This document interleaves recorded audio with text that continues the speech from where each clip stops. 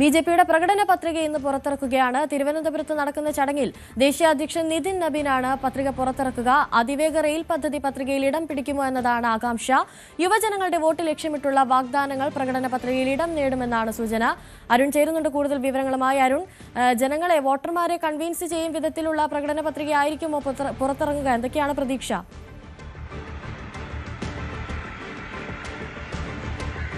തീർച്ചയായിട്ടും ബി.ജെ.പി വലിയ പ്രതീക്ഷകൾ കൂടിയാണ് ഇത്തവണ. സാധാരണഗതിയിൽ മത്സരിക്കുക, ശക്തമായ മത്സരം മറ്റു മുന്നണികൾക്ക് നൽകുക എന്നതിനപ്പുറത്തേക്ക് ഇത്തവണ ബി.ജെ.പി വലിയ പ്രതീക്ഷകൾ കൂടിയാണ്.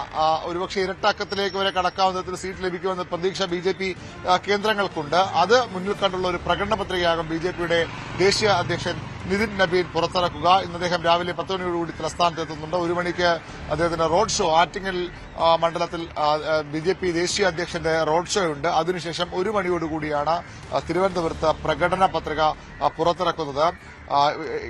എൻ.ഡി.എ അധികാരത്തിൽ എത്തിയാൽ യാഥാർത്ഥ്യമാക്കാൻ പരിശ്രമിക്കുന്ന വികസിത കേരളം മാർഗരേഖയാണ് ബി.ജെ.പി സംസ്ഥാന പ്രസിഡന്റ് രാജീവ് ചന്ദ്രശേഖർ അവതരിപ്പിക്കുക. പ്രകടന പത്രിക നിതിൻ നബീനും പുറത്തിറക്കും.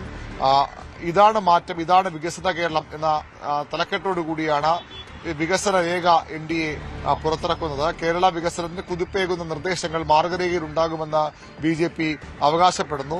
പ്രകാശ് ജാവ്ദേക്കറും വിനോദ് ധാവഡയും ശോഭാ കരന്തലയും അടക്കമുള്ള ബി.ജെ.പി പ്രധാന നേതാക്കളും പങ്കെടുക്കും. വികസിത കേരളം തന്നെയാണ്, മാറാത്തത് മാറുമെന്ന് പറഞ്ഞുകൊണ്ടാണ് ബി.ജെ.പി തെരഞ്ഞെടുപ്പിനെ നേരിടുന്നത്. അതിന് സഹായകമാകുന്ന തരത്തിലുള്ള ഒരു പ്രകടന പത്രികയാകും ബി.ജെ.പിയുടെ ഭാഗത്തുണ്ടാകുമെന്ന് പ്രതീക്ഷിക്കപ്പെടുന്നു. പ്രധാനപ്പെട്ട 3 മുന്നണികളിൽ ആദ്യം ഈ മാനിഫെസ്റ്റോ പ്രകടന പത്രിക പുറത്തിറക്കുന്നതും ബി.ജെ.പിയാണ്. ഇടതുമുന്നണി ഇതിനെ സബ് കമ്മിറ്റി രൂപീകരിച്ചിരുന്നു. കോൺഗ്രസും ഒരു സബ് കമ്മിറ്റി രൂപീകരിച്ചിരുന്നു. യു.ഡി.എഫും രണ്ടുപേരുടെയും പ്രകടന പത്രിക ഇനിയും പുറത്തിറങ്ങിയിട്ടില്ല. ഏതായാലും ബി.ജെ.പിയുടെ പ്രകടന പത്രിക ഇന്ന് പുറത്തിറങ്ങും. പ്രകടന പത്രിക മുമ്പ് തന്നെ സ്ത്രീകൾക്ക് സൌജന്യ കെ.എസ്.ആർ.ടി.സി യാത്ര അടക്കമുള്ള ക്ഷേമ പെൻഷൻ 3000 രൂപ അടക്കമുള്ള പ്രഖ്യാപനങ്ങൾ കോൺഗ്രസ് നടത്തിയിരുന്നു. രാഹുൽ ഗാന്ധിയെ കൂട്ടത്തിലെ ഒരു പ്രഖ്യാപനം തെരഞ്ഞെടുപ്പിന് തൊട്ടു മുമ്പ് നടത്തിയിരുന്നു. അതിനുശേഷം അവരുടെ പ്രകടന പത്രികകളും വരാനിരിക്കുന്നു. 2000 രൂപ പെൻഷൻ കൊടുക്കുന്ന LDF എത്രയാണ് ക്ഷേമ പെൻഷൻ നൽകാൻ പോകുന്നത്? എന്താണ് അവരുടെ പുതിയ വാഗ്ദാനങ്ങളെല്ലാം നടപ്പാക്കുന്ന ഒരു മുന്നണിയാണെന്ന് സ്വയം അവർ അവകാശപ്പെടുന്നു. പല വാഗ്ദാനങ്ങൾ നടപ്പാക്കിയിട്ടുകൊണ്ടിരുന്നത് യാഥാർത്ഥ്യവുമാണ്. ഏതായാലും ഇന്ന് ബി.ജെ.പിയുടെ പ്രകടന പത്രിക പുറത്തുവരും. വരും ദിവസങ്ങളിൽ LDFന്റെയും UDFന്റെയും പ്രകടന പത്രികകളും പുറത്തുവരും. പ്രകടന പത്രികകൾ കൂടി വിലയിരുത്തിക്കൊണ്ട് തന്നെയാകും കേരള ജനത വോട്ട് ചെയ്യാൻ പോകുന്നതെന്ന പ്രതീക്ഷയാണ് രാഷ്ട്രീയ പാർട്ടി നേതൃത്വങ്ങൾക്കും മുന്നണികൾക്കും ഉള്ളത്. അനുസരിച്ച് ശരി, വി അരുണാണ് കൂടുതൽ വിവരങ്ങൾ.